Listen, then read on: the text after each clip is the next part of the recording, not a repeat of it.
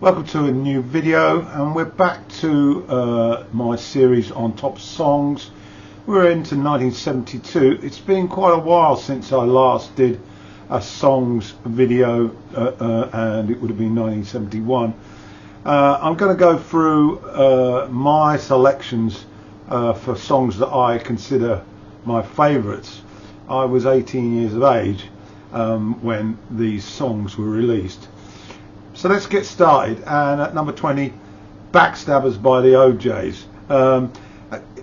It was released from their hit album of the same name, and it spent about 1 week at number 1 in the Hot Soul Singles charts in America.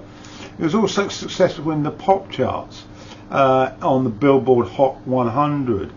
And the thing about Backstabbers was that it was a narration about male friends who smile to their faces but are secretly planning to steal their wives or girlfriends.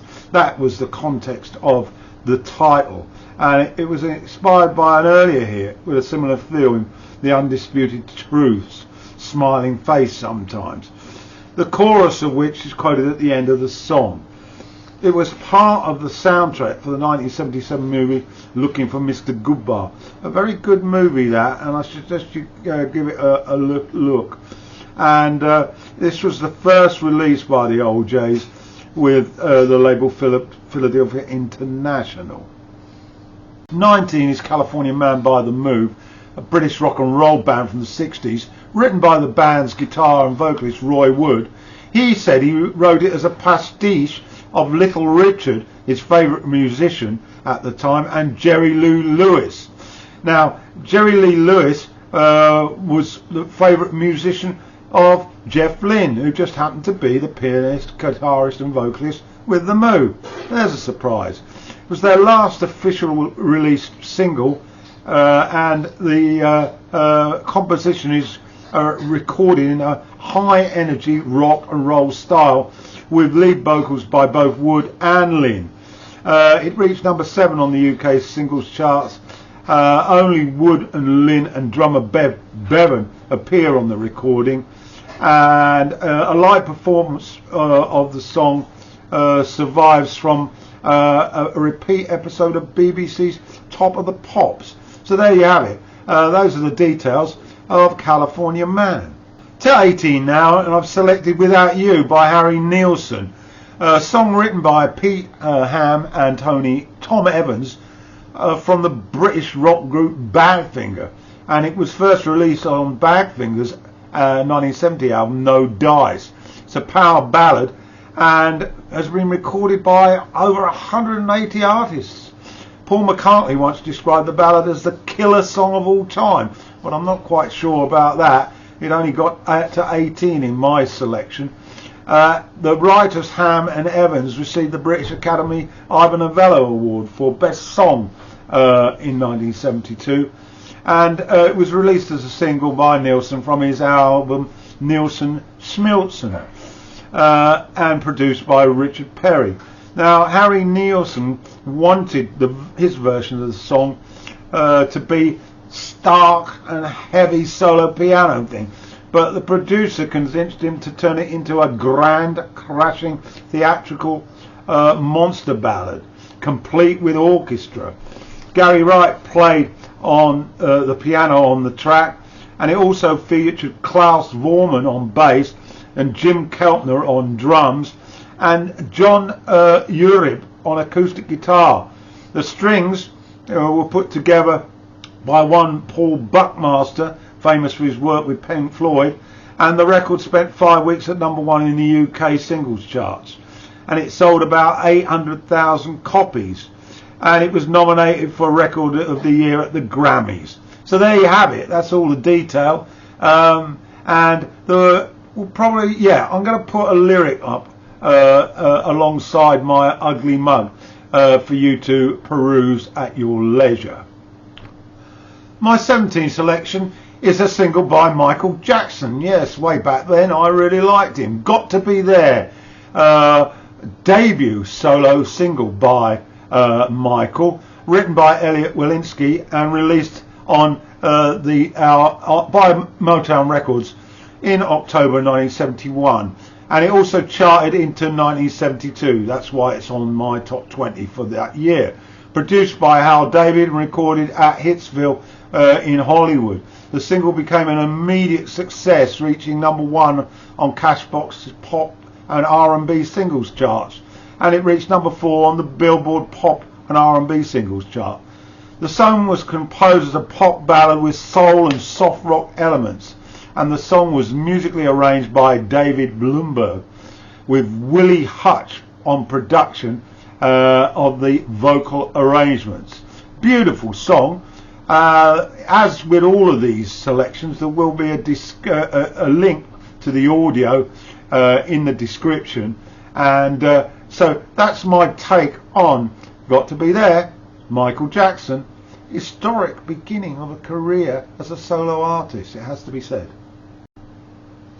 Number 16 now, Mother and Child Reunion by Paul Simon. Paul Simon, of course, hugely successful in the duo Simon and Garfunkel through the 60s. And this was a lead single from his second solo album, studio album, Paul Simon, released in the same year. It was at the time one of the few songs by a non-Jamaican musician to use prominent elements of reggae. And Simon was a big fan of reggae music, and this was certainly seen throughout his musical career. He listened to artists such as Jimmy Cliff, Desmond Dekker, and Byron Lee, and he wanted to go to Jamaica, to Kingston, to record the song, as that was where Jimmy Cliff had recorded his anti-war song Vietnam in 1970. Simon was particularly keen on anti-Vietnam sentiments, and he wanted to end the war. The title had its origin in a chicken and egg dish called Mother and Child Reunion that Simon saw in a Chinese restaurant on a menu. The song's lyrics were inspired by a pet dog that was run over and killed. Doesn't sound very tasty. It was the first death apparently that Simon personally experienced, and he began to wonder how he would react if the same thing happened to his first wife, God forbid, Peggy Harper. Somehow there was a connection between the death of the dog and Peggy, and it was like heaven. I don't know what the connection was. He told Rolling Stone this. The song eventually was recorded in Jamaica, and Jimmy Cliff's backing group, which included guitarist Hux Brown, bass guitarist Jackie Jackson, who were members of the hugely successful reggae band Toots and the Motels. Cissy Houston sang background vocals on the recording, and it was recorded before the lyrics were written by Simon, which was rather unusual for Simon. He usually got the lyric down first, but he was instructed by the musicians on the differences among reggae, ska and bluebeat, and he felt awkward at first because he was the only white guy there. And I was American, Simon later said. He overdubbed the piano and vocals to the track Back in New York, apparently. And the song was described as quintessential with Simon lyrically, and the sound decidedly more teenage. So anyway, I've gone through the personnel. Just to add to that, Larry Netchkill played piano, Neville Hines was on organ, Winston Grennan on drums, and Denzel Lane on percussion, and there were also a few harmony singers on backing vocals. Okay, so that's the Mother and Child Reunion by Paul Simon. I'm going to run through the lyric then for Mother and Child Reunion. No, I would not give you false hope on this strange and mournful day, but the Mother and Child Reunion is only an emotional way. Oh, little darling of mine, I can't for the life of me remember a Saturday. I know they say let it be, but it just don't work out that way. And the course of a lifetime runs over and over again. No, I would not give you false hope on this strange and mournful day, but the mother and child reunion is only emotional way. Oh, little darling of mine, I just can't believe it's so, though it seems strange to say I never been laid so low in such a mysterious way. And the course of a lifetime runs over and over again, but I would not give you false hope on this strange and mournful day, when the mother and child reunion is only a motion away. Oh, the mother and child reunion is only a motion away. There it is. It's pretty simple, isn't it? But it does knit together with my previous comment about the seeing the dog die. Okay, that's mother and child reunion. Okay, let's get on to number 15 from my top 20 songs from 1972. This might surprise some people, but I've selected Me and Mrs. Jones by Billy Paul. And this is a soul song written by Kenny Gamble, Leon Huff and Carrie Gilbert, all of which I have never shown any interest before. It describes an extramarital affair, not guilty, never had one, between a man and his lover. Mrs. Jones, the name of the lover. No, that's not a surprise. The song To Me in Secret every day at the same cafe at 6:30, where they hold hands and talk. No monkey business going on then, and the two are caught in a quandary. We got a thing going on, we both know that it's wrong, but it's much too strong to let it go now. Part of the lyric, of course. Number one single, this song, and it was included on the album by Paul called 360 Degrees.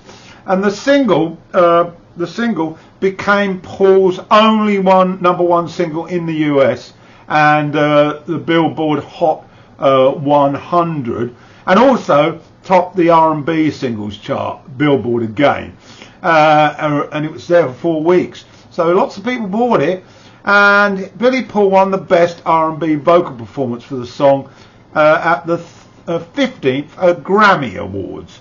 So now you know. Going to move on now to my number 14 selection, and this is I'm a Woman by Helen Reddy. Now, Helen, of course, was Australian, and this song came to being when she collaborated with one Ray Burton. This led to a little bit of a problem further down the line when the song took off and was hugely successful. But anyway, it was the first recording of this song, and it appeared on her debut album, I Don't Know How to Love Him, and that came out in May 71. A new recording of the song was released as a single in May 72 and became number one hit later that year, selling over 1 million copies. The song came near the apex of the counterculture era, and by celebrating female empowerment, it became an enduring feminist anthem for the women's liberation movement. Inspiration it was for the song, she said. I couldn't find any songs that said what I thought being woman was about. I thought about all these strong women in my family who had gotten through the Depression and World Wars and drunken, abusive husbands. Yes, we know all about them. But there was nothing in music that reflected that Reddy's own long years on stage had also, and I quote here, fucked her contempt for men who belittled women, she said. Strong words indeed. Mind you, I know where she's coming from. I spent a lot of time working for social services and encountering a lot of these men when I had to visit them to check that they weren't smacking their kids and their wives around. Anyway, Helen, very outspoken, continued by saying women have always been objectified in showbiz. I'd often be the opening act for a comic, and as I was leaving the stage, he'd say, "Yeah, take your clothes off and wait for me in the dressing room. I'll be right there." It was demeaning and humiliating, she said, for any woman to have that said to them publicly. The single, Reddy acknowledged that it clearly wasn't hit material when it was made, no airplay at all, and I needed an opening song whenever I performed live, and it was always well received. I also noticed that the song was being singled out for mention in fan mail, but more than a year later, the song was picked to run behind the opening credits of Stand Up and Be Counted. This was a Hollywood women's lib comedy starring Jacqueline Bisset. I remember Jacqueline, caught my eye, I seem to remember. Very, very beautiful. Sorry, mustn't be sexist. Loretta Swit and Steve Lawrence. Anyway, the decision makers at Capitol thought that in case the film was a hit, they should release the song as a single. And in its initial form, the original version, was a little more than 2 minutes.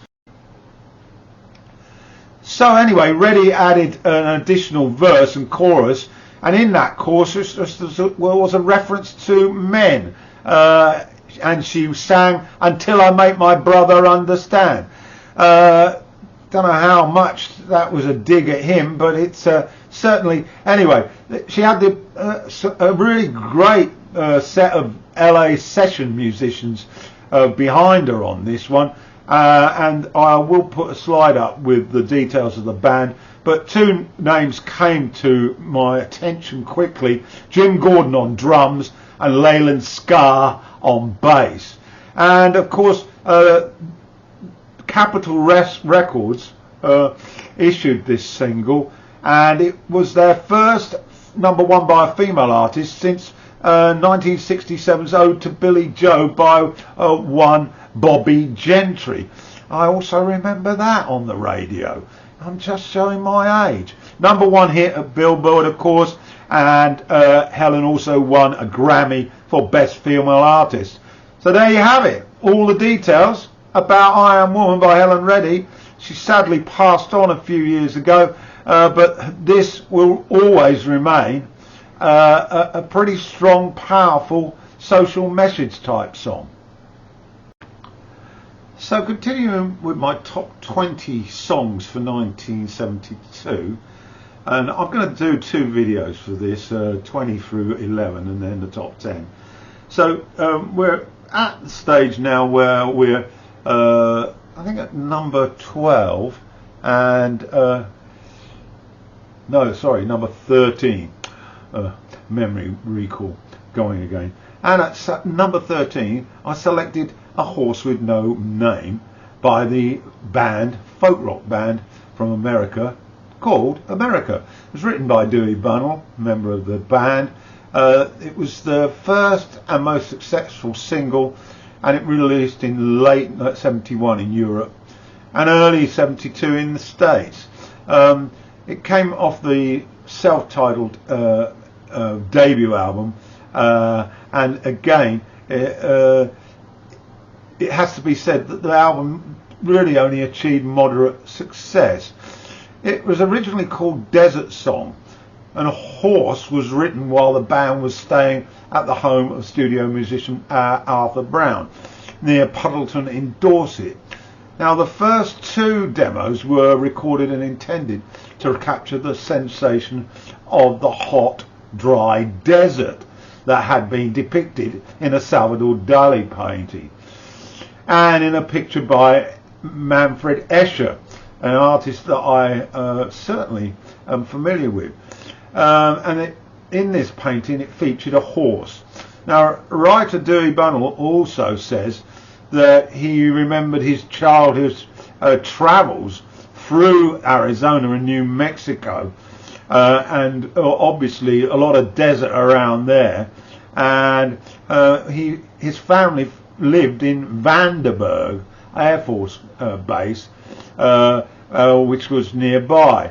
Now, Bunnell has explained that A Horse with No Name was a metaphor for a vehicle to get away from life's confusions into a quiet, peaceful place. Deserts are quite peaceful places, as long as you have reliable transport and enough water. So let's move on to the actual song, recorded with acoustic guitars, bass guitar, drum kit and bongo drums. A noted feature of the song is the driving bass line with a hammer hook in each chorus. A waterfall type solo completes the arrangements. Despite the song being banned by some US radio stations because of supposed drug references to heroin use, horse is a common slang term for heroin, the song got to #1 in the US Billboard charts, and its resemblance to some of Neil Young's work aroused some controversy. Bunnell said, I never fully shed away from the fact that I was inspired by Neil Young. I think it's in the structure of the song as much as in the tones of his voice.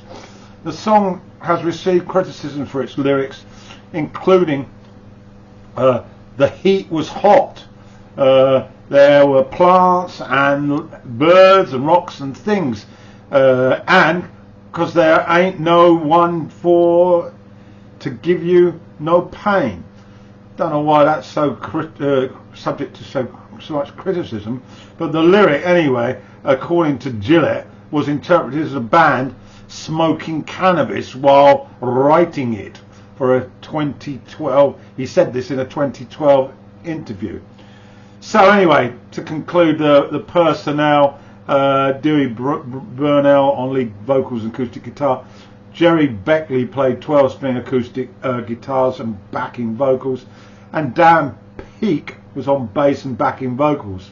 The session musicians on this song included one Ray Cooper on percussion, famous for his work with the Elton John band, and Kim Houth was on drums.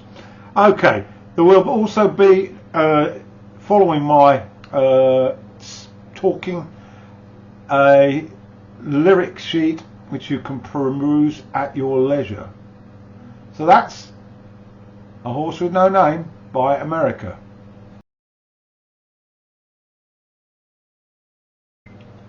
So to 12 now. Papa Was a Rolling Stone by The Temptation. Originally performed by an act called The Undisputed Truth in 1972, though it became much better known after a Grammy Award winning cover by The Temptations, issued later in the year. The later version of the song became a #1 hit. It was written by Norman Whitfield and Baron Strong in 1971, and Whitfield was responsible for the production of the original version by Undisputed Truth, as well as his involvement with The Temptations. Later in the year, he cut a different version of the song, turning it into a 12-minute track, but this version was included on their 1972 album All Directions, although they edited it a 7-inch single from that extended version, and that was released in September. Became a #1 hit, and it won 3 Grammys in 1973, and it's regarded as an influential soul classic. Otis Williams of The Temptation considers the song to be the last real classic the song recorded, and the last #1 hit, and will win them their second and final Grammy Award in a competitive category. It begins with an extended instrumental introduction, the long version we're describing now. Then 3 verses are separated by extended musical passages using a solo pluck bass guitar part, backed by hi-hat, cymbals, drumming, and the bass is gradually joined by a blues guitar, wah-wah guitar, electric piano, hand claps, strings, and solo trumpet, and they're all knitted together by that bass guitar line. Vocal duties, as per usual, were performed in a true ensemble style, Singers Dennis Edwards, Melvin Franklin, Richard Street and Damon Harris, who had just replaced the Eddie Kendricks as the group's falsetto, got together to produce this amazing vocal. The alternative vocal lines take the role of siblings questioning their mother about their now dead father. It's absolutely superb. It's increasingly pointed questions, and the mother's repeated response, "Papa was a rolling stone. Wherever he laid his hat was his house. And when he died, all he left us was alone." Well, sums it up really, doesn't it? And that is Papa Was a Rolling Stone. So we've reached number 11 in this first video focusing on the top songs of 1972. Any guesses? Well, at number 11 I've chosen Tumbling Dice by the Rolling Stones. Jagger and Richard songwriting partnership. As always, the song had a blues boogie woogie rhythm. The lyrics were about a gambler who can't remain faithful to any woman. Sounds like some members of the Stones, doesn't it? The song's lead single was from the band's 1972 double album Exile on Main Street, and it spent 8 weeks on the UK singles charts, peaking at number 5. It got to 7 on the Billboard Hot 100 chart. It was produced by Jimmy Miller, and the Stones had performed the song during many of their concerts since its release in 1972, very much a crowd favourite. While recording Exile in 71, the band became tax exiles from the UK and moved to southern France to avoid paying a 93% super tax. That was of course imposed by the UK government, who were basically trying to reel in these very, very rich stars in both the music and movie world.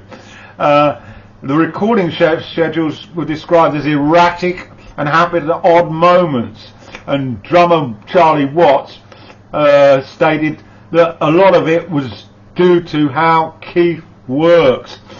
He playing songs dozens of times and letting them marinate, and then repeating the cycle. Jagger and Richard initially composed Tumbling Dice using lyrics consisting of a few simple phrases, and the basic recording featured Mick Taylor, who played the bass in Billy Wyman's absence, unexplained of course.